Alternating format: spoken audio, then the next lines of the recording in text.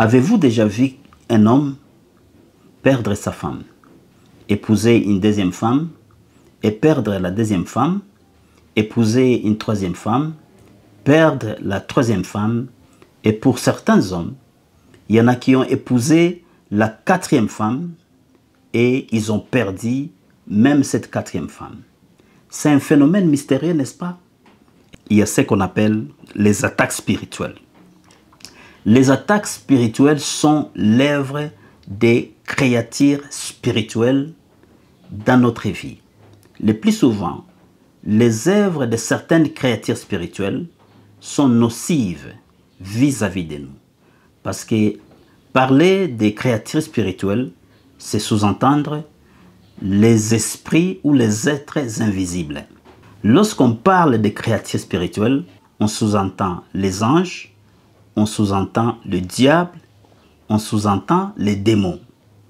Et donc, les diables et les anges sont des créatures de même nature, parce que ce sont des créatures invisibles. Et donc, certaines des créatures spirituelles sont de notre côté, ou bien du côté de Dieu. Quand je parle de notre côté, je sous-entends vous et moi qui avons choisi la voie de Dieu, et le Dieu d'Abraham, le Dieu de Jacob, le Dieu d'Isaac, Jésus-Christ, notre Seigneur et Sauveur. Et d'autres créatures spirituelles sont du côté du diable.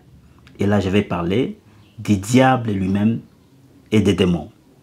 Et donc, on ne peut pas vaincre les attaques spirituelles sans comprendre d'abord d'où viennent ces attaques. C'est-à-dire, les attaques viennent des créatures spirituelles. Le plus souvent, nous sommes attaqués par des créatures spirituelles du côté du diable. Et là, je vais vous parler du diable lui-même et des démons. Et donc, il se fait que dans la vie, il y a des phénomènes qui s'opèrent, qui dépassent l'entendement humain. Et c'est-à-dire, vous êtes en train de vivre en sentant que rien ne va, vous ne réussissez pas, et vous sentez d'ailleurs qu'il y a comme une poursuite derrière vous. Vous sentez comme s'il y a quelqu'un qui vous poursuit, quelqu'un qui, tout le temps que vous voulez aspirer au bonheur, tout le temps que vous voulez commencer un projet, tout le temps que vous voulez aussi entrer dans votre gloire, vous sentez qu'il y a des événements qui s'opposent et qui ont comme objectif de vous empêcher d'atteindre vos objectifs.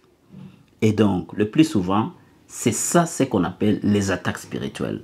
C'est-à-dire une situation où vous vous sentez vous-même limité.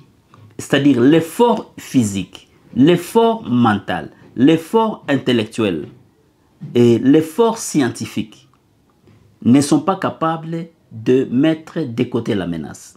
Et donc vous sentez une certaine impuissance vis-à-vis de la résolution d'un problème. C'est pourquoi la Bible nous parle dans Éphésiens, chapitre 6, verset 12.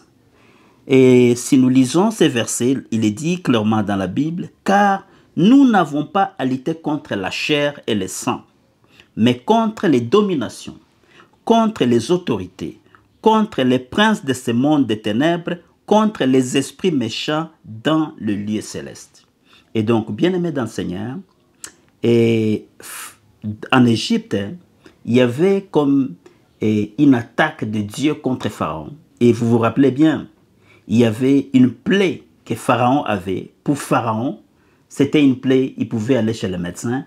Et pour les médecins, il pouvait observer la plaie, voir le puits et dire « Je suis capable de soigner cette plaie. » Mais l'Éternel avait disposé cette plaie à ne pas guérir. Et donc, peu importe ce que le médecin ferait ou Pharaon ferait, la plaie ne pouvait pas être guérie parce que celui qui l'a placée là-bas l'a placée pour qu'elle ne guérisse pas. Et c'est-à-dire, les attaques spirituelles sont les combats les plus difficiles à vaincre. Parce que le plus souvent, nous combattons avec un ennemi que nous ne voyons pas. Un ennemi qui n'est pas de notre nature. Et donc, toutes les mesures préventives sont difficiles. Et donc, la seule force qui nous aide à faire face aux attaques spirituelles, c'est utiliser ce qu'on appelle un pouvoir spirituel. Nous avons un pouvoir spirituel. Le Seigneur a mis en nous le divin. Le Saint-Esprit, ce n'est pas nous qui vivons, mais c'est Dieu qui vit en nous au travers le Saint-Esprit. Et donc, je vais vous inviter à vous abonner massivement à ces comptes dès maintenant, parce que nous allons décortiquer tout au long de cet enseignement.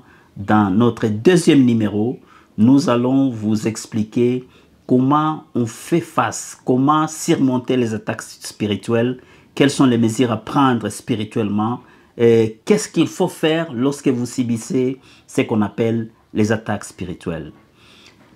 Je vous souhaite encore une bonne soirée ou bonne journée partout où vous êtes, et je prie que la main de Dieu soit sur vous et que toute attaque spirituelle orientée contre vous soit défaite dans le nom puissant de notre Seigneur et Sauveur Jésus-Christ.